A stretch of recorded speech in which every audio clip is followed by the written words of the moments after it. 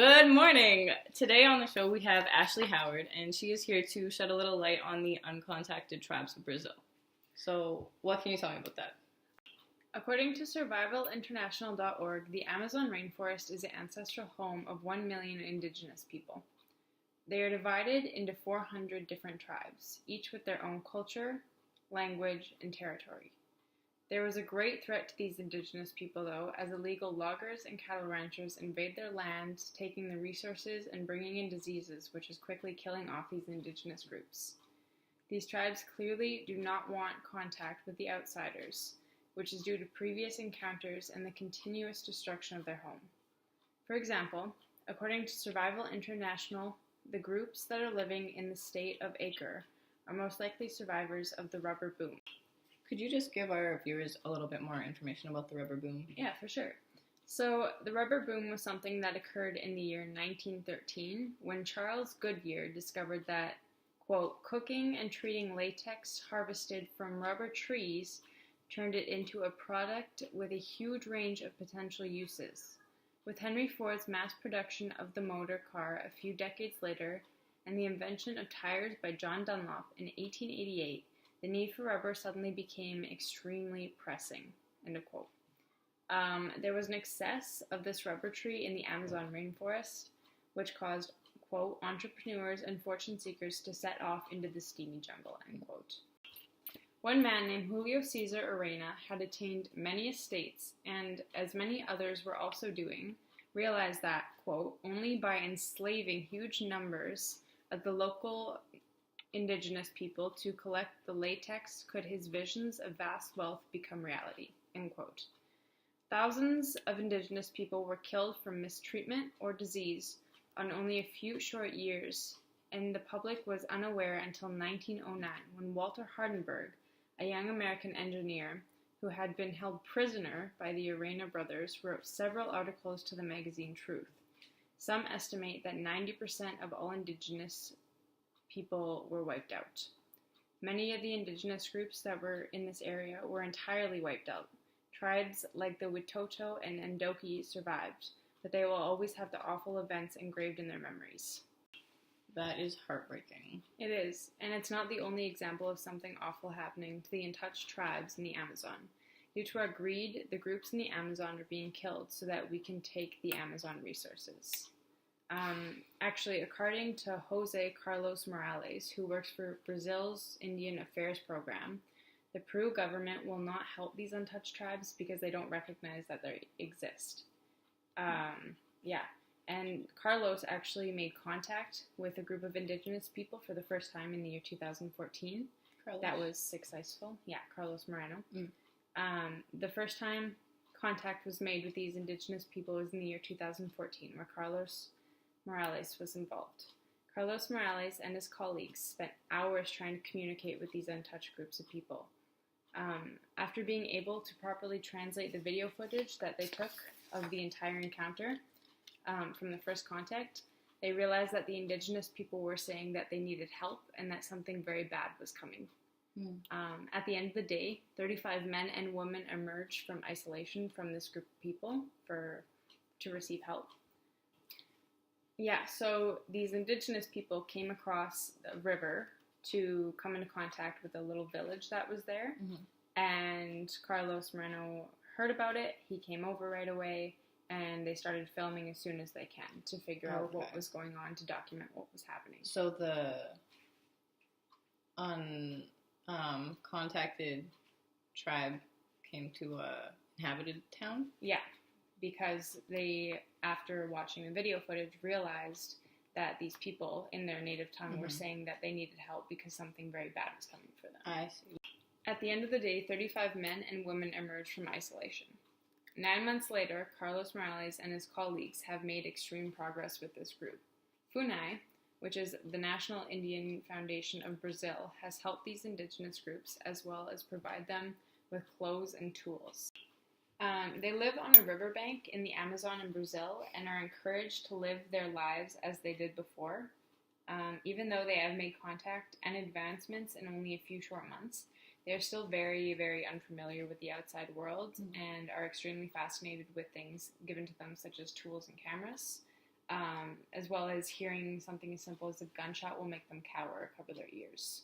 And these people, what is their belief system? So they actually have a very similar belief system to most people.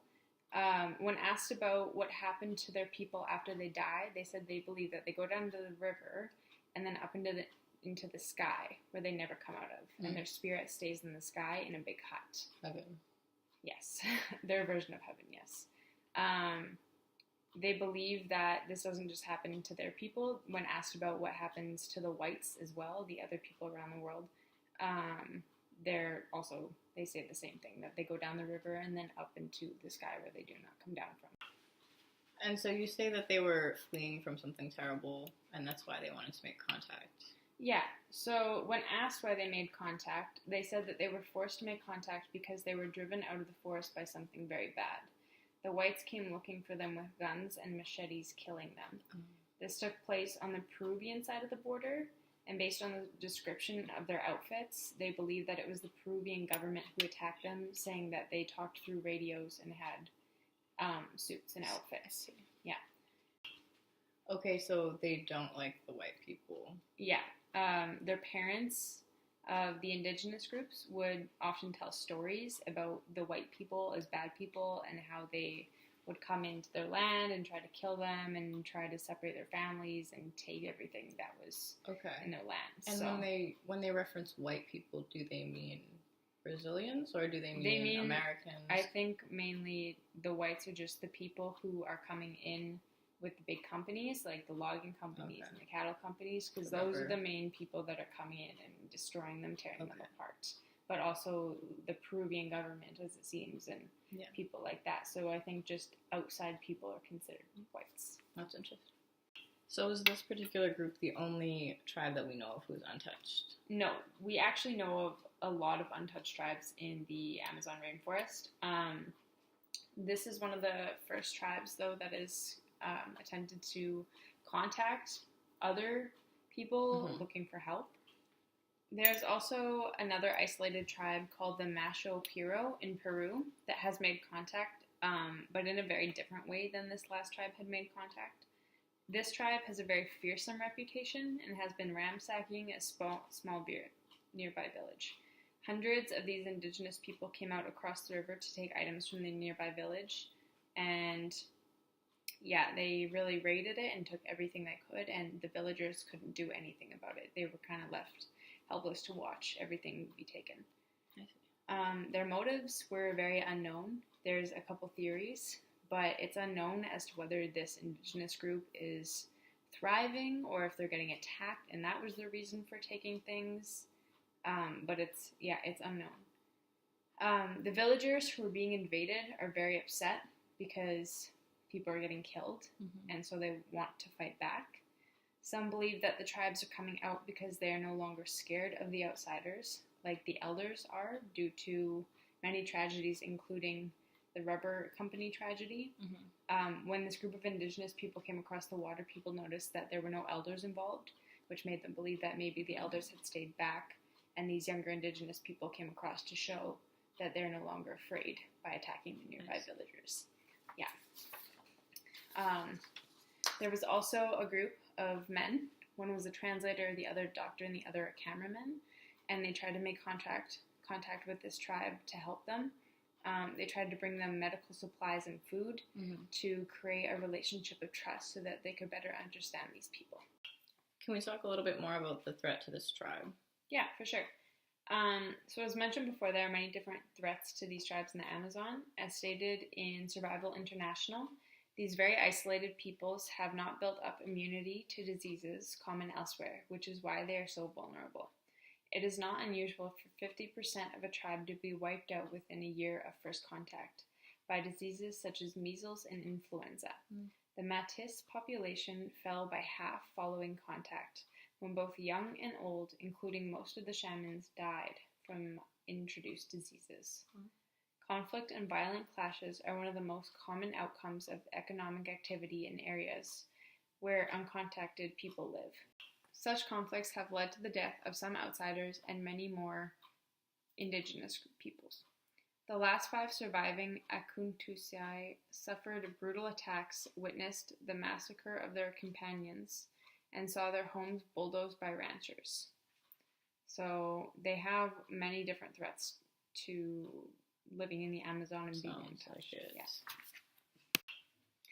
It seems that even though these tribes are extremely rare and a great opportunity for us to not repeat our mistakes from the past, large companies continue to murder them in order to gain easy access to the resources of the Amazon.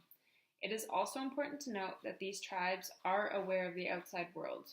They have come into contact with outsiders and other tribes. According to Survival International, quote, they have decided not to engage in regular contact with anyone from the outside world, end quote. So they don't want to come in contact with people from the outside world. Did they give a reason why? They don't, but it probably has a large majority due to it. Every time they have, a large majority of them die. Yeah. So, yeah. It's also stated in Survival International that, quote, there's irrefutable evidence that their tribal territories are the best barrier of deforestation, particularly in the Amazon rainforest. So if these tribes are the only thing that's standing in the way of the companies receiving their profit, they're going to have no problem with doing whatever it takes to get their money, and that also means killing innocent people. So what would you say is the number one threat to these indigenous groups? There's definitely a lot of different threats to these indigenous groups. I would say that, personally, I think the number one threat is the logging companies, as the Amazon is full of wood. And the logging companies have been known to tear down a majority of the Amazon rainforest. There are members of an Amazon tribe that patrol their rainforest reserve to, quote, protect uncontacted relatives from illegal loggers, have seized a notorious logging gang, burned their truck, and expelled them from the jungle. The guardians of the Amazon are from the Guadalajara tribe. Quote, we patrol, we find the loggers, we destroy their equipment, and we send them away. We've stopped many loggers. It's working, end quote. The area they are defending, Araboya, is one of the most threatened regions in the entire Amazon. It is home to an uncontacted group of Awa Indians, a tribe well known for their affinity with animals and understanding of the forest, who face total annihilation if they come into contact with the loggers. The Guardians have recently found abandoned Awa shelters close to where the loggers operate. So if these tribes are in so much danger, who is protecting them? Although the area should be protected under Brazilian law, the lack of enforcement by the Brazilian government and the extreme danger posed to the uncontacted Awa has forced the Guardians to take matters into their own hands. This kind of protection has led to multiple attacks on both the Guardians and the loggers. There have been many arson and death threats. So what can we do to help them? So there are many things that we can do to help these people. Survival International is a great website with lots of information about them. They have a donate section, a contact us section, what can you do to help section. Some of the things that you can do to help are you can write a letter to Brazil's president about the threats faced by uncontacted Indians. And it's a quick, simple way to let the government know your concern. If there's lots of people doing it, they know that people care. Donate to the campaign for the uncontacted Indians of Brazil. You can donate on survivalinternational.org again. You can write to your MP or MEP if you're from the UK, or your senators and members of Congress if you're from North America. You could also write to your local Brazilian high commissions or embassy if you're from Brazil. And if you want to get more involved, contact survivalinternational.org. Thank you for coming. We learned a lot. Thank you for having me.